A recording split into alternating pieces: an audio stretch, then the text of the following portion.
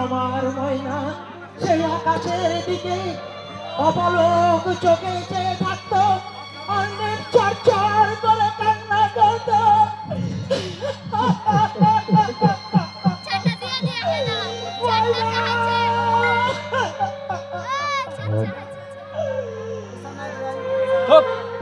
ময়না, আমার ময়না, আমার ময়না। তোর বহিন ময়না বিলকুল বন্ধ হয়ে গেছে। ওই নিষ্ঠুর হাসি বন্ধ করে বলো, কোথায় কোথায় আমার ময়না? আমি আমি কত কাল তাকে দেখিনি। সেই নিষ্ঠুর শয়তানের আদেশে সে যে ওরা আমার বুক থেকে ময়নাকে কেড়ে নিয়ে গেল, আর একটা দিনও আমি তাকে দেখতে পেলাম না। আচ্ছা রমজান, আমার ময়নাকে তুমি ওরা কোথায় লুকিয়ে রেখেছো জানো? বলো না রমজান, বলো কোথায় লুকিয়ে রেখেছো বলো। আমি আমি দূর থেকে একটু শুধু চোখের দেখা দেখেই চলে আসবো। আমাকে তুমি ওইখানে নিয়ে যাবে রমজান, বলো না বলো। যাবে, কিন্তু এতে কোনো ফায়দা হবে না। কারণ তুই তোর ময়নাকে বিলকুল চিনতেই পারবি না। কি বলছো, কি বলছো রমজান? আমার ময়নাকে আমি চিনতে পারবো না। পারবি কেমন করে? তোর বহিন ময়না যে এখন গঙ্গার বুকে ভাসছে।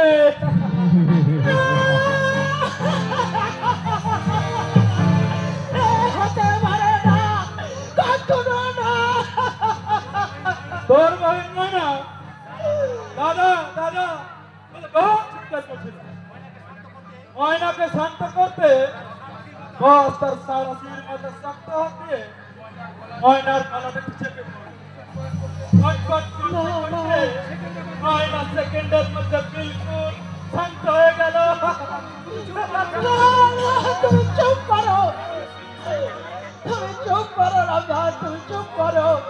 তখন বস বললো, গঙ্গা এই লাশটাকে বস্তায় ভরে গঙ্গায় ফেলতে পারলে তোকে আমি নগদ 1,000 টাকা বকশিশ দেব। সেই বকশিসের লোভে আমি তোর বহিন ময়নার লাশটাকে একেবারে গঙ্গায় ভাসিয়ে দিয়েছি।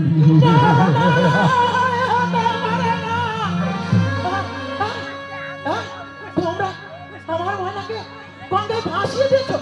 বেশ করেছো, বেশ করেছো, বেশ করেছো, বেশ করেছো। আমার ময়নাকে তোমরা ভাসিয়ে দিয়েছো, সে বেশ করেছো। ওই আমার ময়না সেই পবিত্র গঙ্গার বুকে ভাসতে ভাসতে গিয়ে একেবারে স্বর্গে পৌঁছে যাবে।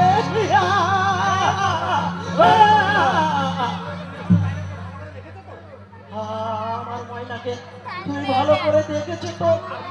আর বুঝি তার চোখে জল ধরে না? আর সে কেঁদে কেঁদে বলে না, দাদা আমাদের মা কোথায় রে, আমাদের মা কোথায়? ওরে ওরে ময়না, আর তোকে মায়ের খোঁজ করতে হবে না রে। তুইও তুই ওই আধার আকাশে মায়ের মতো এক রাত তারাদের সঙ্গে মিশে গিয়ে মিটে মিটে আসবি। আর আর আমি তোর দিকে চেয়ে চেয়ে বলবো, সে যে আমার ছোট্ট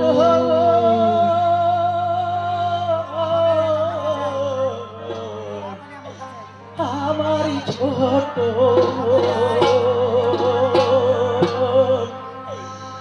ময়না।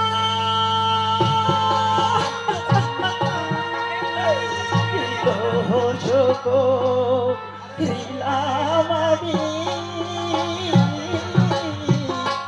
দিলি এত দুঃখ, তুই যে আমার মনের মতো ছিলি যে মোহন আমার। ময়না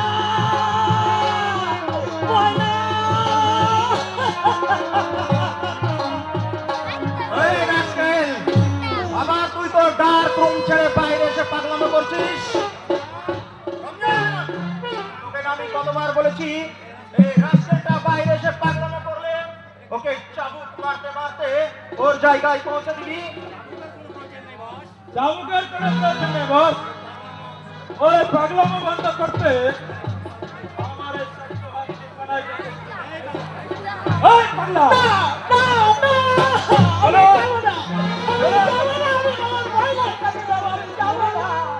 ময়নার কাছে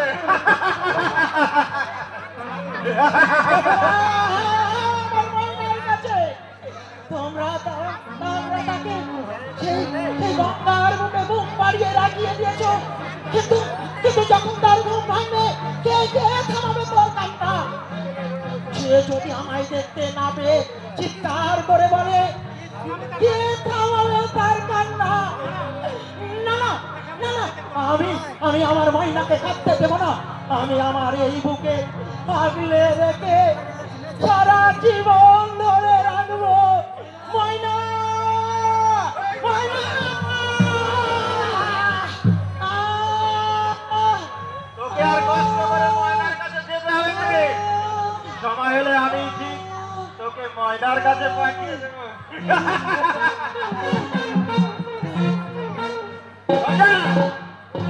ওকে ওর রুমে পৌঁছে দে। ডক্টর ওকে ইনজেকশন দেওয়ার জন্য প্রস্তুত হয়ে আছে। না না, তোমাদের দোহাই ওই ইঞ্জেকশন মারামাই দিও না।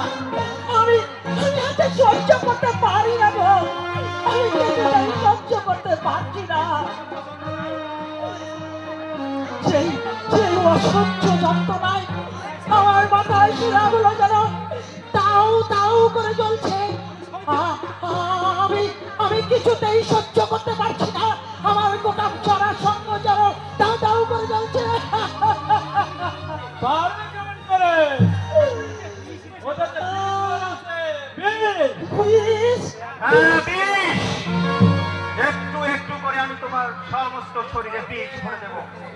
সে বিষ যখন তোর সমস্ত অঙ্গ প্রত্যঙ্গ গুলো অকেজো করে দেবে, তখন তুই হয়ে উঠবি একটা বদ্ধ উন্মাদ।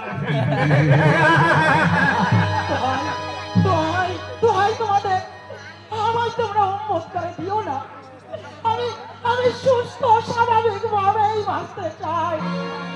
আমাকে তোমরা বাঁচতে দাও, বাঁচতে দেবো রে দাও। বাবা, দেবো। আমি তোকে সুস্থ স্বাভাবিক ভাবেই বাঁচতে দেব, তবে তুই যদি আমার সমস্ত কথা মেনে নিয়ে আমার দিকে সাহায্যের হাত বাড়িয়ে দিস। দাদা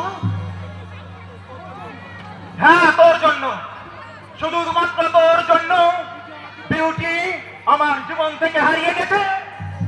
আর ওই বিউটিকে হারিয়ে আমি আজ একটা অমানুষ হয়ে উঠেছি। আবার আমি ওই বিউটিকে অধিকার করতে চাই। বিউটি বিউটি কে দাদা? কে বিউটি কে? বিউটিকে সে কথা জেনে তোর কোনো লাভ নেই। রমজান, ওকে ওর রুমে পৌঁছে দে। ডক্টর অপেক্ষা করছে। না না, আমি যাবো না। না না, তোমাদের দোয়াই দুটি পায়ে পড়ি। আমাকে এই যন্ত্রণা থেকে তোমরা আমায় মুক্তি দাও, মুক্তি দাও, মুক্তি দাও।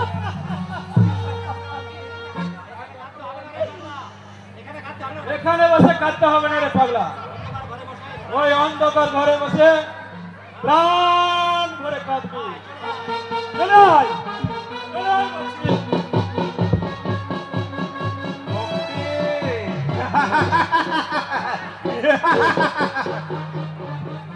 মুক্তি আমি তোকে দেবো রে কঙ্ক। আমার এখনকার খিদে মিটে গেলেই ওই মৃত্যুর পথে হবে তোর আসল মুক্তি। কঙ্কন আমার বাবার রক্ষিতার ছেলে। বাবা মৃত্যুর আগে তার বিশাল সম্পত্তির অর্ধেক ওই কঙ্কনের নামে লিখে দিয়ে গেছে। আর সে কথা জানতে পেরে বিউটি আমার সমস্ত ভালোবাসাকে তুচ্ছ করে গ্রামের ছেলে ধ্রুবকে ওই কুকুরের বাচ্চাকে আমি সহ্য করতে পারবো না। ওই শালা চোরের বাচ্চাকে আমি সহ্য করতে পারবো না। আমি খতম করে দিন বস। ও চন্না, ইয়েস বস, খবর বল। খবর আসতে নেই বস। আমি ফাঁক পাতলাম বটে, লেকিন দেখলাম কি আমি ফাঁক পাততে পেলে মালটা দুসরি শিকারির ফাঁদে পড়ে গেল। কে ধরা পড়ে গেল? আর না না বস, বিউটি নয়, মালটির নাম চাপা। চাপা? Yes boss. মাকড়সার জালে শিকার যেমন আসতে পৃষ্ঠে জড়িয়ে পড়ে, ওই তেমনি ওই চাপা মালটা ভালোবাসার জালে বিলকুল জড়িয়ে পড়েছে। ওর প্রেমিকটার পরিচয় কি জানতে পেরেছিস? না বস, শুধু এটুকু জেনেছি ও হলো একজন আর্টিস্ট। Yes boss. ওই বকুল যাওয়ার গন্ধ ছড়ালো সোনার গা, তাই তো আমি বকুল চাপার খুশবুতে দিলটাকে মাতোয়ালা করে নিতে আমি প্রবেশ করলাম সোনার গায়ে।